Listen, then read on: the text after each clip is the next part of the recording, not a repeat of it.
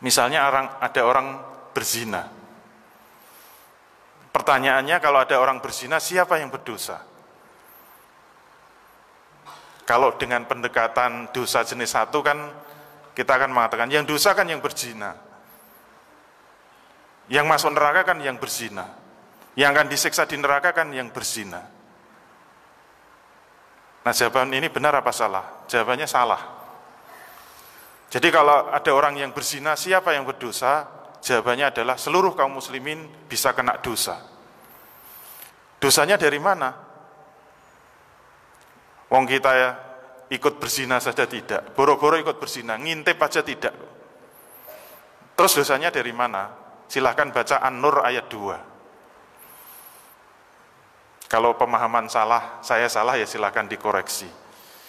An-Nur ayat 2 Allah berfirman, Az-zaniyatu waz-zani fajlidu kulla wahidin minhuma mi'ata jaldah.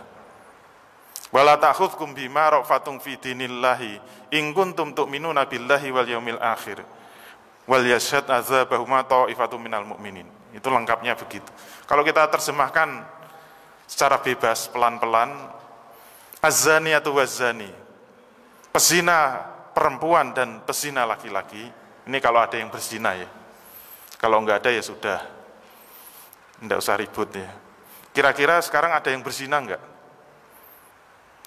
Enggak ada ya, enggak bisa ngintip soalnya. Quran mengatakan kalau ada pezina perempuan dan pezina laki-laki, perintahnya apa sih? Fajlidu. Ini kalau kita belajar bahasa Arab kan dijelaskan fajlidu itu kan bentuknya fi'il amr, mukhotabnya orang kedua jamak. Karena ada wawu, alif, sukun, itu belakangnya begitu. Fajlidu, maka cambuklah. Yang diperintah siapa? Mukhotabnya itu adalah orang kedua jamak. Fajlidu, cambuklah wahai kaum muslimin sekalian. Yang diperintahkan seluruh kaum muslimin. Kulla wahidin minhuma mi'ata jaldah. Masing-masing dari keduanya dengan 100 kali cambukan. Pertanyaannya, kalau kaum muslimin terus diam, memangnya kenapa sih? Kita cuek, biarin aja, yang berzina kan yang berzina, urusannya yang berzina, yang dosa kan yang berzina, yang masuk neraka yang berzina. Kita ini kan anak soleh, rajin sholat, rajin ngaji, cinta Allah sampai mati.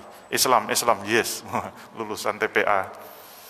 Kalau kita cuek memangnya kenapa? Silahkan dilanjutkan ayatnya. Wala ta'khudhukum bima ra'fatun fi dinillahi in kuntum tu'minuna billahi wal yaumil akhir. Kata Quran apa? Janganlah rasa belas kasihan kepada keduanya itu menghalangi kamu untuk menjalankan agama Allah. In kuntum tu'minuna billahi wal yaumil akhir. Jika kamu masih punya iman kepada Allah dan hari akhir. Mohon maaf, ini khusus yang beriman saja ya. Kalau enggak beriman ya sudah. Nah, sekarang pertanyaannya, kita masih punya iman enggak? Kalau masih punya iman ya dibalik lagi.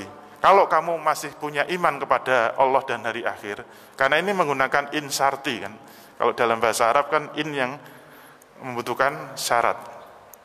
In kuntum tu'minuna billahi wal yaumil akhir. Ini in syarti. Oleh karena itu kalau kita mengaku beriman kepada Allah dan hari akhir itu ada syaratnya. Yaitu apa? Janganlah kamu merasa kasihan, merasa belas kasihan kepada keduanya sehingga tidak mau menjalankan agama Allah. Karena insartik bisa kita tegaskan, kalau kamu kasihan sehingga tidak mau menjalankan agama Allah, sebenarnya kamu sudah tidak punya iman kepada Allah dan hari akhir. Kesimpulannya apa? Kalau ada orang berzina, kemudian tidak dihukum dengan 100 kali cambukan, yang dosa siapa? Seluruh kaum muslimin. Dosa apa? Dosa investasi. Keren enggak? Kalau pakai istilah investasi. Istilah fikihnya apa? Dosa kifayah.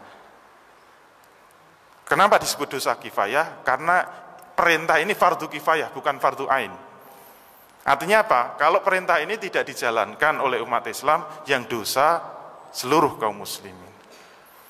Itu salah satu contoh dosa investasi yang kemarin kita sudah bahas.